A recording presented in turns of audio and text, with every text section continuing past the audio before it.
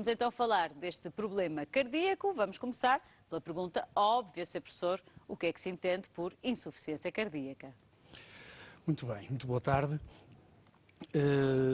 Começando pela insuficiência cardíaca, de facto pelo conceito dessa entidade, nós temos que considerar que a insuficiência cardíaca é uma condição clínica, por vezes complexa, que pode ser grave e que tem a ver com a dificuldade de funcionamento do coração, com o compromisso do funcionamento do coração como bomba. Quer começar por aí? Quer-nos explicar a grande função do coração, precisamente? O nosso coração, o coração humano, está situado atrás do externo, entre os dois pulmões. Está muito bem protegido. Em jeito de esquema, se nós fecharmos o nosso punho, teremos o nosso coração. Ele está no meio. Está no meio. Não está inclinado aqui para a esquerda. Está ligeiramente a apontar para a esquerda e para baixo. Não está à esquerda, como muitas vezes é o conceito. Se põe a mão, não é? Quando pomos a mão no coração, pomos sempre assim. Nós podemos senti-lo à esquerda. Há uma ponta do coração que encosta um bocadinho mais à esquerda. Mas, de facto, o coração está ao centro. E está, como disse, bem protegido. A função deste órgão é uma função relativamente simples, que é bombear o sangue durante toda a vida, que são anos e anos, décadas e décadas, podem passar até o século, e o que ele faz é bombear o sangue para todo o organismo, levando oxigênio e levando nutrientes. E é assim que funciona um coração normal. Quando, por qualquer razão, e também podemos falar disso, acontece uma situação de enfraquecimento cardíaco como bomba, o que acontece é que a chegada do oxigênio e dos nutrientes, às diferentes partes do organismo, fica comprometida. E começa aí a insuficiência cardíaca. Se calhar começam aí os primeiros sinais de fadiga, de cansaço, de alguma dificuldade no esforço em geral. Porque, como disse, esta bomba, chamamos-lhe assim, o nosso coração, quando diz que vai levar o oxigênio e os nutrientes a todas as partes do corpo. Portanto, o nosso corpo está todo ele comprometido com o coração, digamos assim. Sim, embora haja órgãos que possam eventualmente ser mais comprometidos. Vamos saber quais são? Em termos de sintomas, podem ser os músculos, daí quando vem alguma fadiga, algum cansaço, e numa perspectiva diferente podem ser os pulmões, podem também ser os rins. Mas, depois desta primeira fase, de um compromisso de fluxo sanguíneo, o organismo tenta adaptar-se e funciona como que reagisse a uma situação de dificuldade de circulação, por exemplo, secundária a um ferimento. Tenta recompor o volume perdido, como que houvesse volume perdido quando não há. Aumentando os líquidos circulantes. E depois há uma tendência na evolução da insuficiência cardíaca de acumular líquidos. Como nós andamos a pé, os líquidos têm uma tendência para se acumular nos membros inferiores. Aparece o inchaço das pernas, dos tornozelos. Isso já numa fase avançada? Numa fase mais avançada. Pode também haver acumulação de líquidos no abdômen, naquela linguagem médica da ascite. Mas os líquidos também se acumulam nos pulmões. E ao acumular-se nos pulmões vão dar outra zona de sintomas, que é a dificuldade em respirar, aquele conceito médico da dispneia, que pode ser para esforços de intensidade variável, mas há características que associam mais à insuficiência cardíaca, que é esta dificuldade de respirar, aparecer durante a noite, aparecer na posição de deitado. Os doentes podem ter durante a noite falta de ar, aquilo que se chama a dispneia paroxística noturna, podem acordar com essa falta de ar, podem ter tosse de predomínio noturno e que curiosamente melhoram com a passagem para a posição de sentado.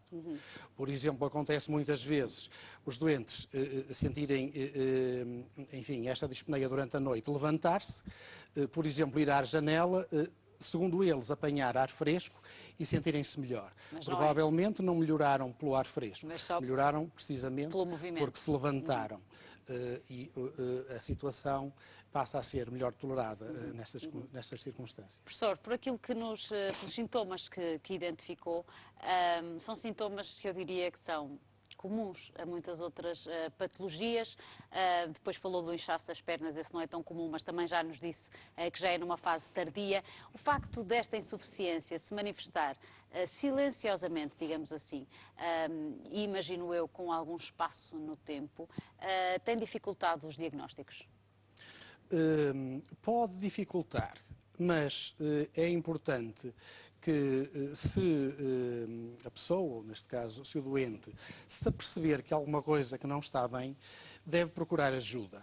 Deve procurar ajuda, neste caso, ajuda médica, para esclarecer. De facto, como disse, são sintomas, eventualmente sinais, algo inespecíficos. Podem aparecer noutras situações, mas por uma sequência de interrogatório, do exame físico e de alguns exames subsidiários, enfim, irá chegar-se a um diagnóstico que permitirá, enfim, fazer aquilo que seja mais apropriado na área médica. Vamos conhecer as causas deste problema, professor? Este problema é preocupante. Quando nós falamos de insuficiência cardíaca, falamos de uma condição que atinge provavelmente mais de 4% das pessoas com mais de 25 anos. O último estudo numa população que mais nos diz respeito, a população portuguesa, que foi o estudo do grupo da professora Fátima Ceia, da professora Cândida Fonseca. Foi feito quando, professor? Que foi publicado em 2002. É possível que haja alguma evolução, poderá não ser muito grande, e apontava para os 4,3% da população com mais de 25 anos, que poderia dar valores entre os 280 mil e os 300 mil portugueses padecendo de insuficiência cardíaca. Esta situação é mais prevalente nos mais idosos. Era o que eu lhe ia perguntar. Pode ser uma doença da idade? Pode ser considerada. Mas depois diz-nos que acima dos 25, vamos lá. Não, mas quando se fazem estudos, nesse estudo concretamente foram desconsiderados os menores que 25 anos, porque de facto é do senso comum que a insuficiência cardíaca é para adultos e mais velhos. A prevalência da doença até aos 60 a 65 anos pode andar pouco acima de 1%. Mas a partir dos 65, então sobe exponencialmente. E, por exemplo, entre os 75 e os 80 anos, então pode atingir valores de prevalência de 30% a 40%. De facto, é uma doença com o passar da idade. Sabe-se também que os internamentos acima dos 65 anos, a maior parte deles são por insuficiência cardíaca descompensada. Portanto, é uma situação que preocupa também nesse aspecto. Quando alguém, que é outro aspecto desta patologia, quando alguém é internado por insuficiência cardíaca descompensada, ou seja, quando já tem edema, já está muito cansado, muitas vezes já precisa de tratamento endovenoso, por exemplo, e quando tem alta, estas situações correspondem a um risco de mortalidade que pode ser de 30% a 40% a um ano. Portanto, é uma situação, de facto, que nos causa problemas. E morre-se porquê, professor? Há duas grandes razões para a mortalidade. Ou por arritmias, e que são mais ou menos 50% para cada lado. Ou Vamos por saber arritmias, o que é uma arritmia? ou por arritmias, por taquicardias ventriculares, por fibrilação auricular, eventualmente por paragem pura do coração, ou então por uma insuficiência cardíaca progressiva. O coração vai ficando cada vez mais fraquinho, cada vez mais débil, enfim, o músculo cada vez irá contrair com mais dificuldade até o desfecho final. Um outro aspecto é que esta doença, e relacionado com aquilo que eu estava a dizer, pelo menos nas formas mais graves, tem um prognóstico que é pior do que algumas doenças malignas. Doenças malignas no sentido do cancro. Sim. Achamos sempre que o cancro é a pior exatamente, doença de todas, não é? Mas pode não ser. E se nós abordarmos esta situação com a população em geral, já toda a gente ouviu falar de cancro e já toda a gente tem uma ideia vaga, nem que seja vaga, do que é o cancro. Com a insuficiência cardíaca, penso que não. Há ainda algum desconhecimento e, sobretudo, pode haver algum desconhecimento em relação à gravidade da situação, pelo menos das situações mais evoluídas. Em relação ao que me tinha perguntado, enfim, mais na vertente das causas da insuficiência cardíaca, parece-me também um aspecto importante, porque há duas grandes causas para a insuficiência cardíaca. Uma delas é a doença coronária. E nós falamos de doença coronária e referimos-nos sobretudo à possibilidade de termos infartos, infartos do miocárdio. Certo. A outra é a hipertensão, aquela situação em que o volume circulante, o volume sanguíneo arterial tem uma pressão acima do habitual. No que diz respeito ao infarto, à doença coronária, o que se passa é que sempre que há um infarto, isso quer dizer que há uma artéria que obstruiu, naquele esquema que estávamos a falar há bocado, se nós imaginarmos que o coração manda sangue para todo o organismo, ele precisa de sangue também para ele. O sangue que ele recebe é por essas artérias, são umas artérias de calibre relativamente pequeno, pouco mais que 2 milímetros, e que são fundamentais para que o coração receba sangue e que possa funcionar como músculo. Se alguma dessas artérias obstruir, isso quer dizer que aquele músculo que dependia dessa circulação vai perder-se. E o coração vai perder contractilidade. Se isso acontecer numa área, ou enfim, numa massa miocárdica grande, ou se acontecer repetidamente, seguramente, e por razões que se entendem bem, o coração vai deixar de funcionar como bomba. E isso é, enfim, do que mais preocupa sempre que se fala da doença coronária e do infarto agudo do miocárdio. Na outra perspectiva, a hipertensão, que, enfim, é do conhecimento geral, enfim, é uma situação em que o coração tem que bombear contra uma resistência aumentada. Enfim, numa situação ideal, imaginar que tínhamos uma mangueira em que a água corria fluentemente, se nós apertarmos a mangueira, ela vai ter já mais dificuldade em correr. É contra essas dificuldades com que o coração luta. Quando ele luta meses, anos, décadas, vai haver como uma fadiga e o coração tem tendência para ir perdendo contractilidade. Pode até evoluir no sentido de uma dilatação e depois funciona como um ciclo vicioso. Conforme vai perdendo contractilidade, pode ter tendência a dilatar-se, dilata, tem tendência a perder contractilidade, fecha-se o ciclo. E se o processo não for interrompido, isto poderá acabar numa insuficiência cardíaca grave.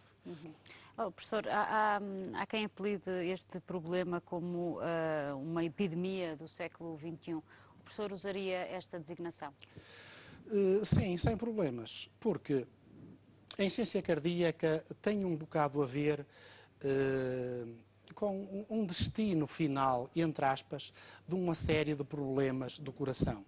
Problemas do coração que vão sendo resolvidos, pelo menos parcialmente, pela medicina e pela cirurgia, mas de uma forma global pela medicina atual. Já falamos da hipertensão, falamos da doença coronária do infarto. Podemos também falar de doenças valvulares. Pode haver cirurgia que corrija essa patologia e com que faz que o doente viva melhor e que seguramente viva muito mais anos. Mas a tendência, muitas vezes, é para uma evolução progressiva no sentido de um desfalecimento progressivo do coração. Outras situações de toxicidade, por exemplo, com o álcool, com outros fármacos, com infecções, com inflamações do miocárdio, todas estas circunstâncias, mesmo que tratadas, podem recidivar. Às vezes o tratamento não consegue ser completo e muitas vezes há tendência, nós falamos daquelas mais frequentes da hipertensão e da doença coronária, mas um conjunto de todas as outras que podem de facto evoluir ao longo dos anos no mesmo sentido. Quando nós sabemos que a esperança de vida continua a aumentar, enfim, a percentagem de pessoas com mais idade é também crescente, não é nada descabido considerar que isto pode ser ou será uma epidemia. Epidemia, entre aspas, não no sentido infeccioso, mas no sentido... Exatamente, antigamente atribuía-se muito a epidemias Exatamente, aquilo que era não no sentido contagioso. Sim. Infeccioso, mas no sentido da prevalência da doença. Certo, precisamente, era essa a minha questão.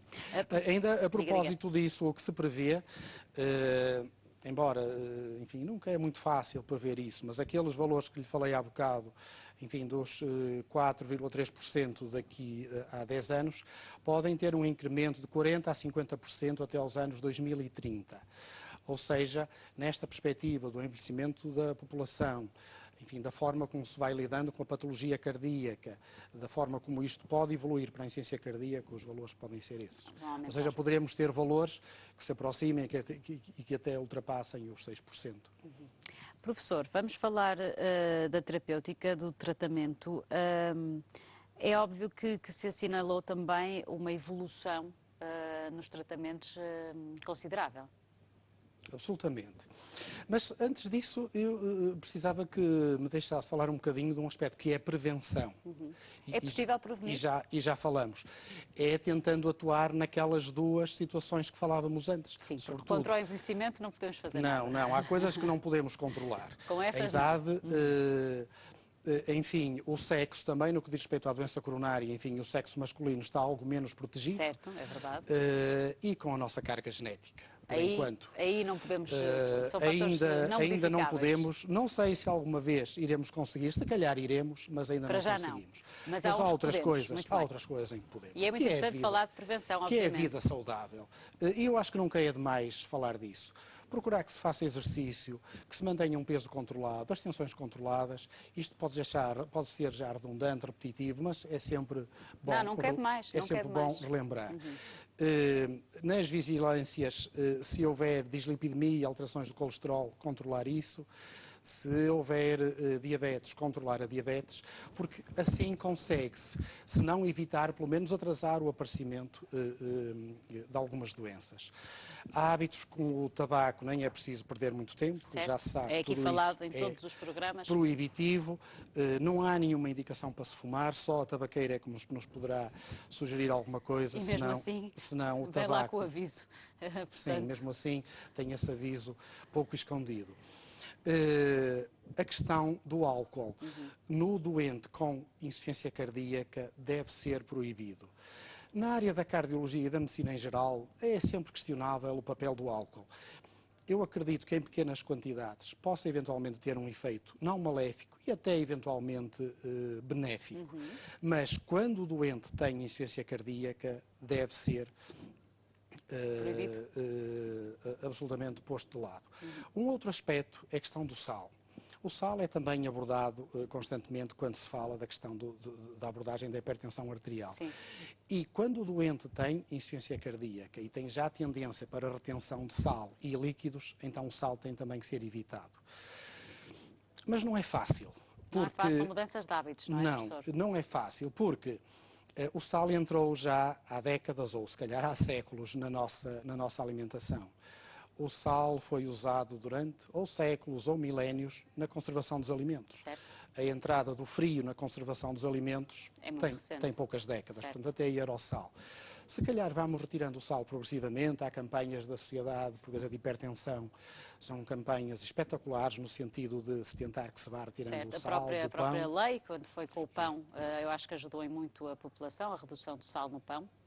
Exatamente. Foi uma medida importante. Exatamente, e isso eu acho que progressivamente se vai no bom sentido, mas na abordagem da insuficiência cardíaca, esse aspecto também é fundamental.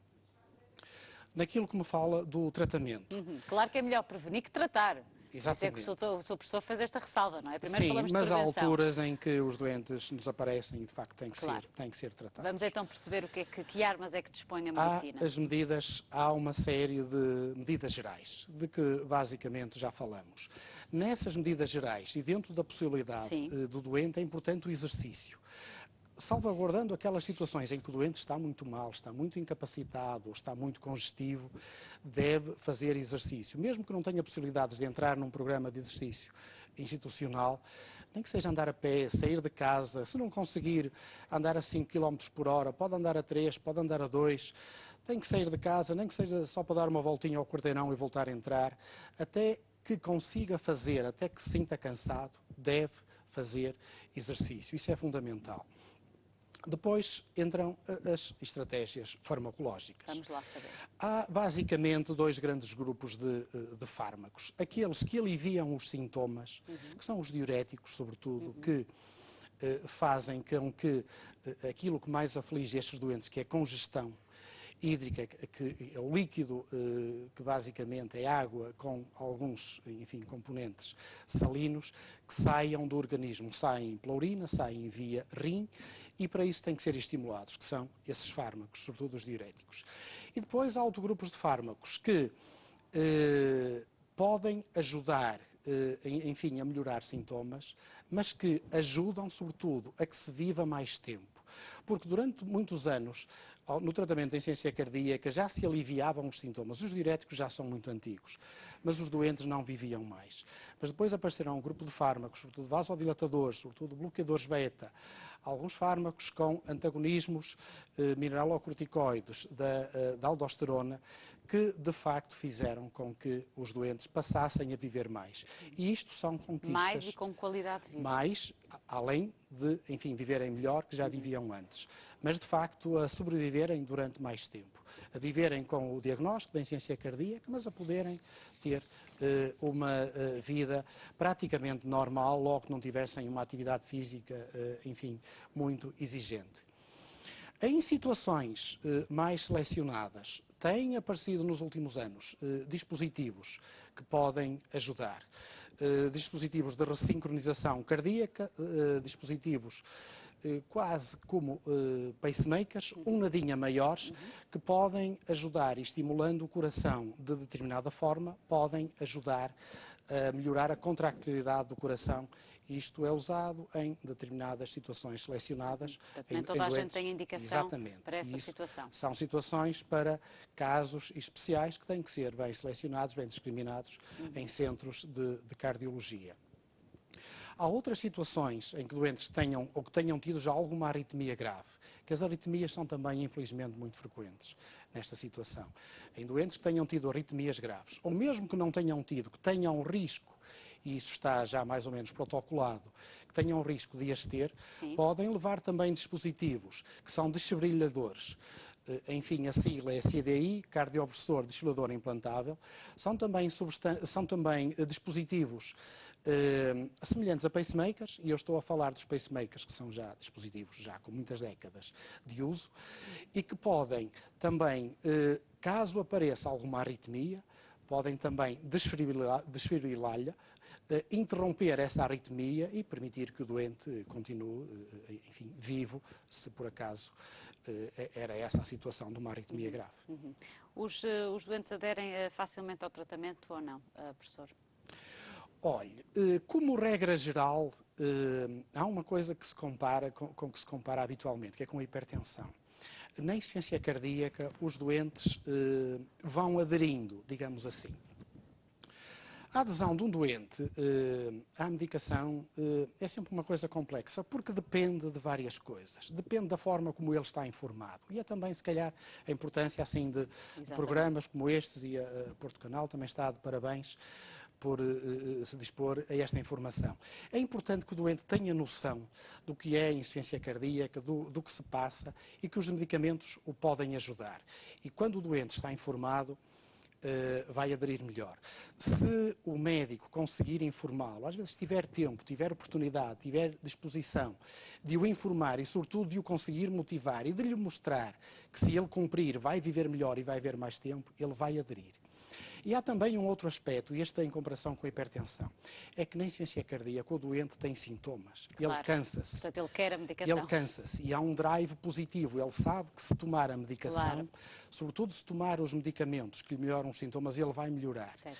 Ao contrário, por exemplo, do que se passa com a hipertensão, em que na maior parte das vezes a situação é assintomática e o doente, para além do baixar da pressão arterial, que ele muitas vezes não vai ver isso, não tem melhoria aparente com os medicamentos. Portanto, pode ter que tomar 2, claro. 3 ou mais, não sente benefício com isso. O doente com insuficiência cardíaca sente habitualmente benefício e isso é um drive para que ele, Obviamente. como regra geral, embora isto seja uma situação complexa, mas como regra geral possa aderir à medicação. São maioritariamente aderentes os doentes com insuficiência cardíaca. Muito bem. Professor, vamos agora passar a este dia, ao Dia Europeu da Insuficiência Cardíaca. São muitas as iniciativas que são feitas à volta deste dia. Começo por lhe perguntar, obviamente, que importância tem, acabou quase por responder. Este dia serve exatamente para falarmos dele e cada vez mais comunicarmos à população, neste caso, o que é a insuficiência cardíaca. É importante. Exatamente. Esta iniciativa da comemoração do Dia da Insuficiência Cardíaca é uma iniciativa da Sociedade Europeia de Cardiologia. A Sociedade Europeia de Cardiologia, enfim, é uma sociedade científica que envolve várias sociedades de cardiologia nacionais. A Sociedade Portuguesa de Cardiologia é um membro fundador e, de facto, teve como intenção fazer relembrar este dia, trazer à memória das pessoas a insuficiência cardíaca, dos doentes, dos prestadores de cuidados, enfim, da comunicação social,